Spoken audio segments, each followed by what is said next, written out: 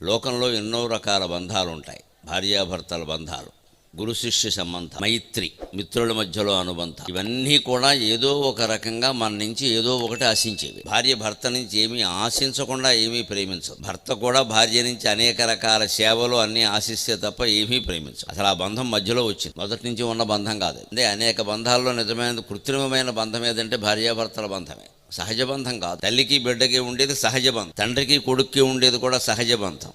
కానీ భార్యతోనో భర్తతోనో ఉండే అనుబంధం ఎంత గొప్పదని మనం చెప్పుకున్నాం. 7 జన్మలని ఇంత సాగదీసి పాటలు పాడినా అది మధ్యలో వచ్చింది. 25 ఏళ్ల వరకు వాళ్ళు ఎక్కడో పెరిగారు, వీరు ఎక్కడో పెరిగారు, తర్వాత ఏదో కలిశారు. అందుకే ఆ బంధమే మళ్ళీ లోకానికి మూలం. వివాహానికి, సంతానానికి, వంశోద్ధరణకి, అన్నిటికీ అదే మూలం. అంచేతను దాన్ని పెంచుకుంటే పెరుగుతుంది, తగ్గించుకుంటే తరిగిపోతుంది. అది మన చేతుల్లో. సహజమైన బంధం కానప్పుడు ఆ బంధాన్ని మనం పెంచే ప్రయత్నం చేయాలి, లేకపోతే తగ్గిపోతుంది. ఎందుకంటే ఏదో ఒకటి ఆశిస్తారు, అటు ఆశిస్తారు, ఇటు ఆశిస్తారు.